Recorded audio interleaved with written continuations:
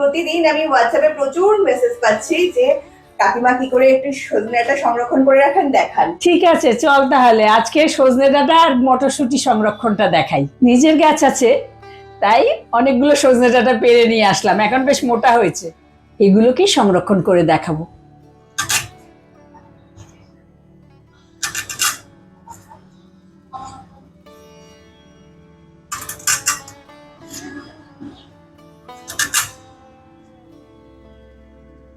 এই যে এইভাবে সব সজনে ডাঁটাগুলোকে আমি প্রথমে কেটে নেব। সবগুলো সজনে ডাঁটা কেটে নিয়েছি, এবার দেখাচ্ছি কিভাবে রাখবো। এই যে কড়াতে বেশি করে গরম জল করতে দিয়ে দিয়েছি, জলটা ফোটা পর্যন্ত অপেক্ষা করছি, একদম ফুটন্ত জলেই কিন্তু লাগবে। এই যে ঝুড়ি আর কুলো নিয়ে নিয়েছি, এবার কিচেন টাওয়েল পেতে নেব ঝুড়ির মধ্যে। এই যে ধোয়া পরিষ্কার করা কিচেন টাওয়েল, ওই দাগগুলো হয়ে গেছে, ওগুলো বেশি ইউজ করতে করতে দাগ পড়ে গেছে। জল ফুটছে, এখন আমি অল্প করে খানিকটা লবণ দিয়ে দেবো, খুব বেশি না। এই নুন জলে সজনে ডাঁটাগুলো দেবো কারণ যাতে কোনো জীবাণু এর মধ্যে থেকে না যায়, কিন্তু না দিলেও যে থাকে না তা কিন্তু নয়, দিব্যি থাকে।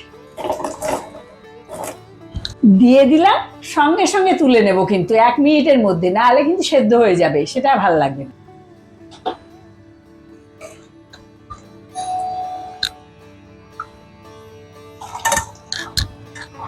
সঙ্গে সঙ্গে ফ্রিজের জল ঢেলে দিচ্ছি, এতে আর গরমে ভেতরটা সেদ্ধ হতে থাকবে না।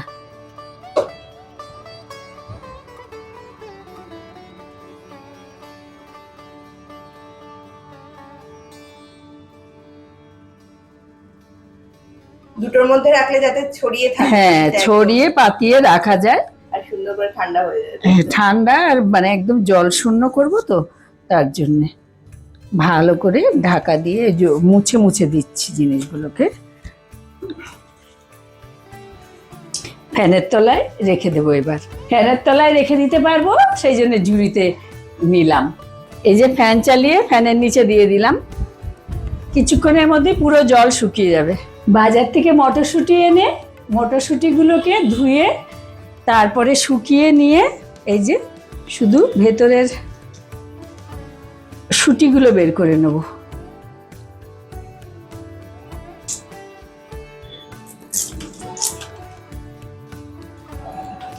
এই দেখুন, আমি তো প্রতি বছরেই করি। আমি কদিন আগেই মটরশুঁটিগুলো ছাড়িয়ে ফ্রিজে রেখে দিয়েছিলাম, ডিপ ফ্রিজে।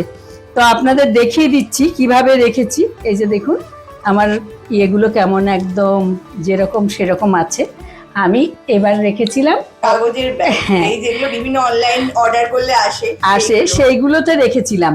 কিন্তু আপনারা, আমি প্রতি বছর এটাতে রাখি না, আপনাদের দেখাবো বলে এতে রেখেছিলাম। এটা একটা বেশ ভালো, এগুলো তো এত আসে বাড়িতে, মোটামুটি সবারই আসে আজকাল। হ্যাঁ, আমি তো প্রতি বছর ওই জিপলক ব্যাগেই রাখি, তো এবছর এতেই রাখছি। আশা করা যাচ্ছে যে সফল হবে। হ্যাঁ, আপনারা জিপলক ব্যাগেই রাখবেন, দরকার নেই আমরা এটা এক্সপেরিমেন্টাল রাখছি, দেখছি। আমরা প্রতি বছর ওটাতেই রাখি। আমি কদিন রেখে কিন্তু দেখলাম ভালোই থাকছে, বেশ কিছুদিন রেখেছি, কারণ দাম বেড়ে যাচ্ছে তো কড়াইশুঁটির, সেই জন্য আমি তাড়াতাড়ি করে করে নিয়েছি।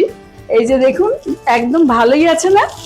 হ্যাঁ, বেশ ভালো আছে। আর হ্যাঁ, বেশ ভালোই আছে। আর কাগজের জিনিসে তো ভালোই থাকে, জিনিস এমনিতে শুষে নেয় যে ময়েশ্চারটা।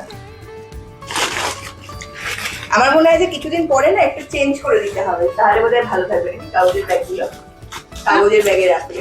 হ্যাঁ, আমি তো মানে ভেবেছি, দেখি, মানে এটাও এক ধরনের অভিজ্ঞতা সঞ্চয় হবে। তবে আপনারা জিপলক ব্যাগেই রাখবেন, ওটা আমার অনেক দিন ধরে করে অভ্যস্ত, কিচ্ছু হয় না ওতে, একদম অ্যাজ ইট ইজ থাকে। 1.5 বছর 2 বছর, এখন গতবারেরটা আপনাদের দেখাতে পারি, এখনো আছে, কোনো ব্যাপার না। এই যে এগুলো আগের বছর এগুলো নিয়ে এসছে মা, এই যে আগের বছরের, এখনো দিব্যি অ্যাজ ইট ইজ আছে, একটু বরফ জমেছে, কারণ কত সময় ফ্রিজ বন্ধ হয়ে যায়। আর বের করার সময় কোনো রকমই বাইরে রাখবেন না, জাস্ট বের করবেন, খানিকটা নেবেন, সঙ্গে সঙ্গে ঢুকিয়ে দেবেন, নাইলে না জটা পাকিয়ে যাবে। এই যে এরকম জটা পাকিয়ে যাবে, জল হলেই এরকম জটা পাকিয়ে যাবে, তখন আবার এই যে এরকম করে ইয়ে করতে হবে, তাহলেই ঠিক হয়ে যাবে। তাহলে আমরা যদি সফল হই আপনাদেরকে জানাবো যে কাগজের ব্যাগে। এদিকে এগুলোও ঠান্ডা হয়ে গেছে। এখন এগুলোকেও জিপলক ব্যাগে ভরে নেব। আর এটা খেয়াল রাখবেন কোনো জল ভাব যেন না থাকে, শুকনো থাকে। আর আপনাদের ওই যে গরম জলে যদি না দিতে চান, ফ্রেশ ভালো সজনে ডাঁটাকে ভালো করে ধুয়ে একটু একদম মুছে টুছে নিয়ে কাটবেন, হাত টাত পরিষ্কার করে তারপরে রাখবেন, তাহলে অনেক দিন পর্যন্ত ভালো থাকবে।